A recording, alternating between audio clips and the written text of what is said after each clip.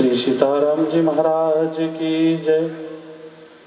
चारु शिला नामक सखी सदा रहत से संग, हितदासी युवतदास हैं त्रियातन वज्रंग। बोलिए श्री सखी के हनुमान जी महाराज की, श्री राम राजा सरकार की जय। घोष में कंजूसी न की जाए, बंगाल थोड़क सी उत्तर प्रदेश है। श्री राम राजा सरकार की, अयोध्या नाथ की, सरयू मैया की। मंच पर विराजमान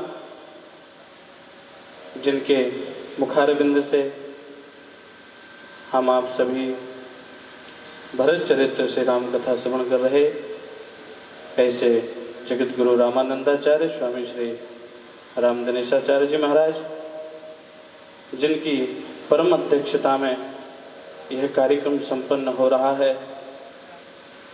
मैं सरकार से दूसरी बार मिला हूँ। एक बार सरयू जयंती महोत्सव में सरकार से भेंट हुई थी। सरकार जब सरयू जी का अभिषेक कर रहे थे, सरकार की सरलता, सौम्यता, सहजता, चलने में, बोलने में, उठने में, करोड़ों। मैं कल लाइव सुन रहा था, श्री कृपालु रामभूषण दास जी महाराज ने एक बड़ी अच्छी बात कही थी सरकार के लिए। करोड़ों सूर्य जिनके अंदर समाहित हैं, ऐसे श्री बिंदु गाध्याचार्य अनंत विभूषित संपन्न श्री देवेंद्र प्रसादाचार्य जी महाराज, अद्भुत। सरकार को देखते ही लगता है कि हाँ, कोई विराजमान है।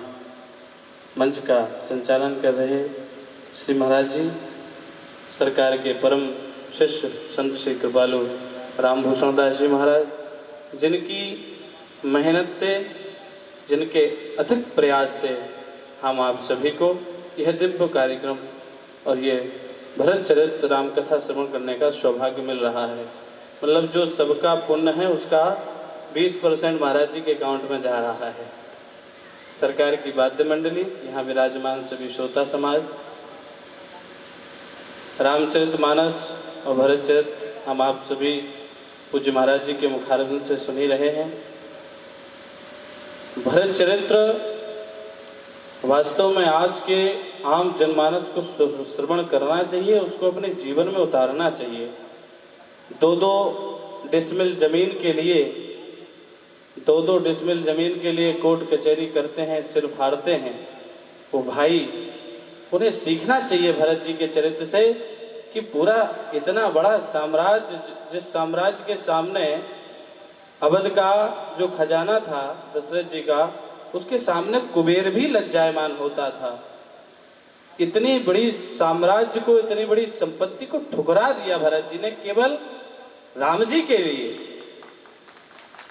लोगों को विचार करना चाहिए। आज हम देखते हैं कई घटनाएं ऐसी सामने आती हैं, पता चला 2 डिसमिल जमीन यदि बड़े भाई ने छोटे भाई की ले ली, यदि छोटे भाई ने बड़े भाई की ले ली, तो महीनों कोर्ट कचहरी में होता है। और आजकल तो कोर्ट कचहरी का मामला ही खत्म हो गया, सरकार सीधे हत्याएं हो जाती हैं। आजकल लोग प्रणाम करने में भी महाराज जी ने बहुत अच्छी बात कही थी। हम आप सभी भरत जी के चरित्र को श्रवण करें, इस चरित्र को अपने मन मंदिर में उतारें। देखिए, श्रोता 3 प्रकार के होते हैं, तो आप लोग 3 प्रकार में न जाएं।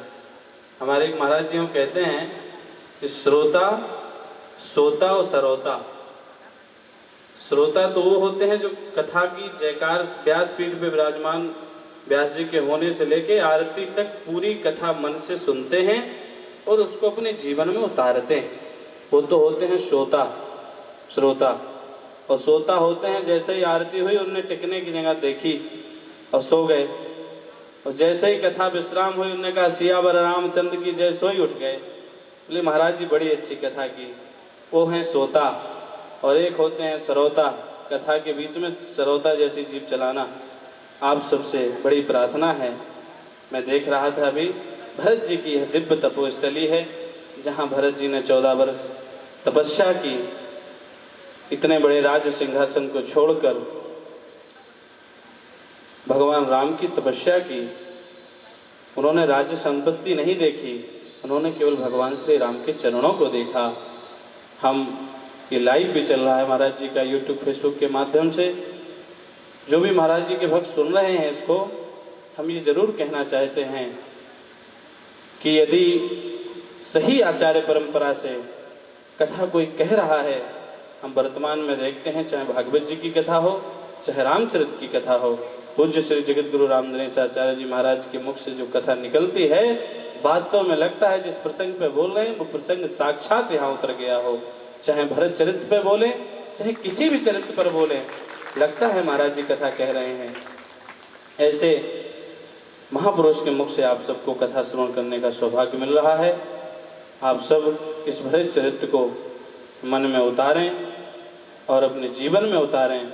छोटे छोटे बात पर भरत जी को देखकर, भरत जी के चरित्र को देखकर छोटे छोटे विवादों में ना पड़ें, भाई भतीजे की लड़ाई ना लड़ें, जाति पात से दूर हटकर एक हिंदू राष्ट्र की स्थापना हो, सनातन संस्कृति का बोलबाला होना चाहिए। उत्तर प्रदेश में उस समय देश में सनातन संस्कृति का खूब बोलबाला है। इसी के साथ मैं अपनी वाणी को विराम देता हूँ। बोलिए श्री सीताराम जी महाराज की, श्री हनुमान जी महाराज की जय। जय सीताराम।